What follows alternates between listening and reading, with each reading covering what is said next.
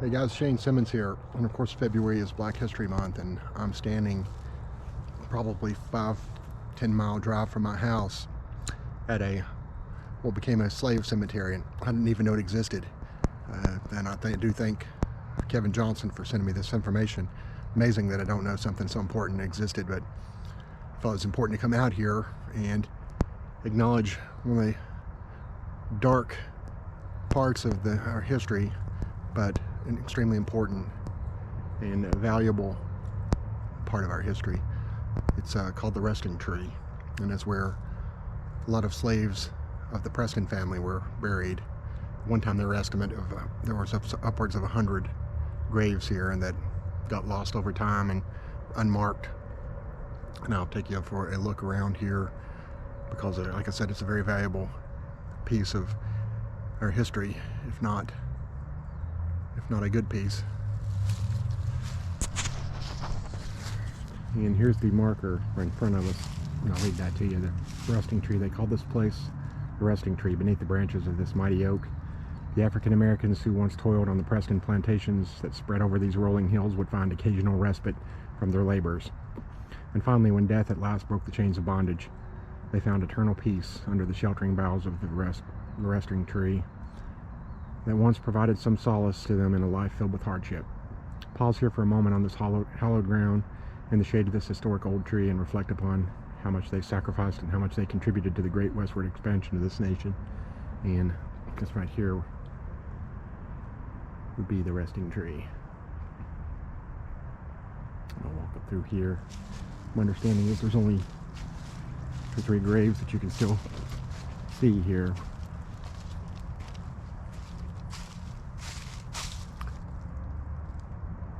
Big, beautiful, majestic tree.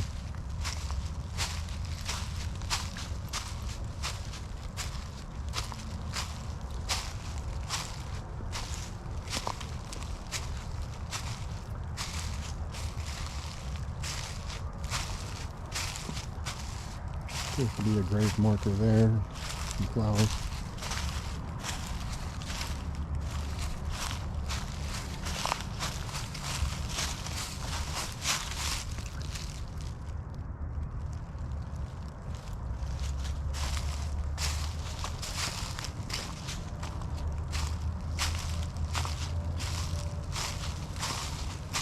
There's be another marker.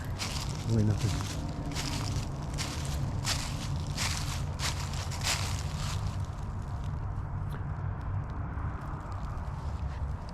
Make anything out from it.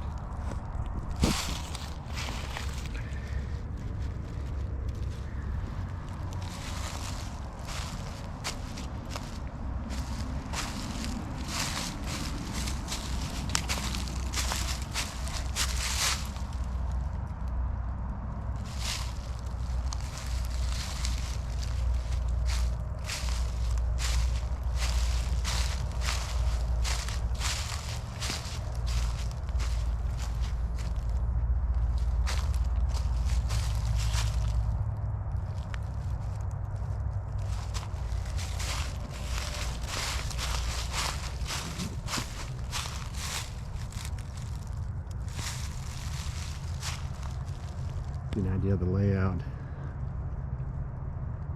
A while back, Alpha Natural Resources built that building back up along that road, but it might be vacant now.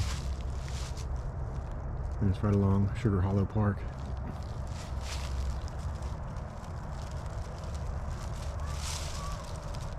Just right across from Target.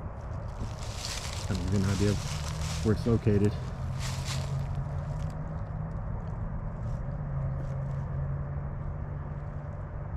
Humongous tree.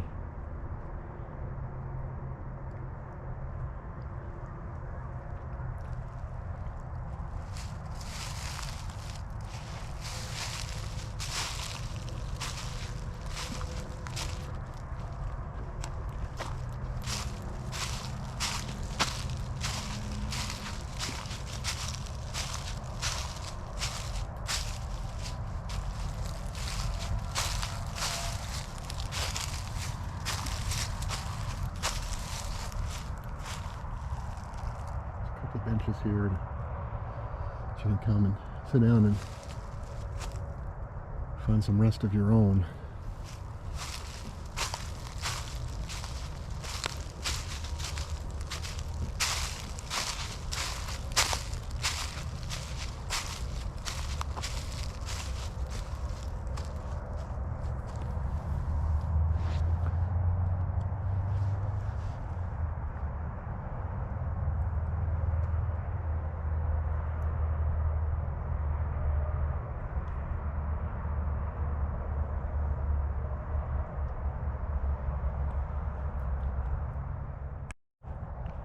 Found an old article in the Bristol Herald Courier from back in 2012. Talks a little bit about it. I'll read a little bit of that to you. They say an old slave called Uncle Rube resembled Moses as he carried a tiny boy's lifeless body to his favorite tree, where an open grave waited. It was March 1798 when little Crippled Dan's grave became the first and the largest known slave cemetery in the region. More than 210 years later, it lies along the western fringe Sugar Hollow Park, about 15 yards from orange plastic fencing marking the path of a new road under construction. Which would be referring to this one, I suppose. Crippled Dan was born 5 years earlier, with feet so deformed he never walked. A local historian, V.N. Bud Phillips, according to V.N. Bud Phillips, Dan's parents were slaves on Robert Preston's vast Washington County, Virginia plantation. They and dozens of others took 2 breaks a day from the fields and gathered under a mighty white oak that came to be known as the resting tree.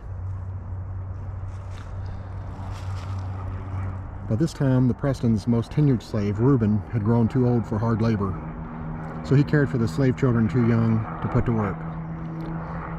As his story was told to Phillips, Uncle Rube called all the children his babies and grieved when each turned 10 and was sent out into the fields. When the slaves sat in the shade of the resting tree, Uncle Rube, with Crippled Dan on his shoulder and a trail of kids at his back, would make his way to the tree to meet them. The slaves always named things simply, just what they were. Phillips said, it's the tree they rested under, so they called it the resting tree. When Crippled Dan died of pneumonia on that windy March day, Uncle Rube pleaded with his master to let the child be buried at the foot of that tree. Preston agreed, and Uncle Rube insisted on carrying the child there one last time. Phillips estimates that over time the resting tree slave cemetery held some 100 graves.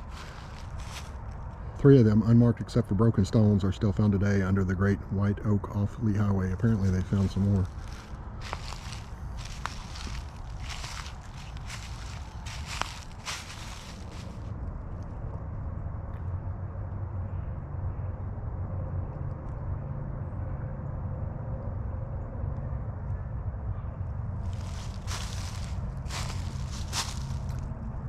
Goes on to say, 5 years later, old Rube, as Phillips put it, gave up the ghost and fell down one day. He was buried just next to Crippled Dan, the second grave under the tree.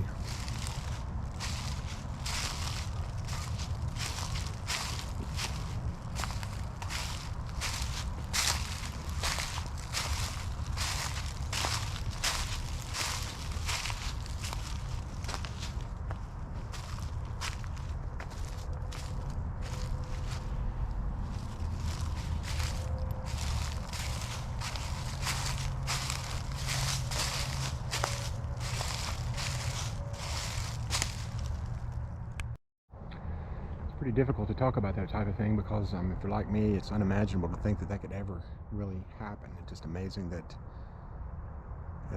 it's an unfortunate fact that we have to live with. And but to me, it's more important. It makes it hard to discuss, but it's more important to remember so that it doesn't happen again, and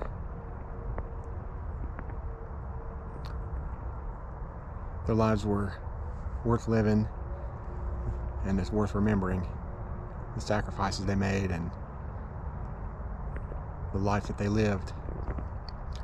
I happen to believe in God. I know a lot of people don't, but I do, and the only piece I can find about that is to think that, you know, that maybe they found the freedom and peace in death that they couldn't have in life. So the only way you can really trying to process that and make anything of it to me. But this is the resting tree, Bristol, Virginia.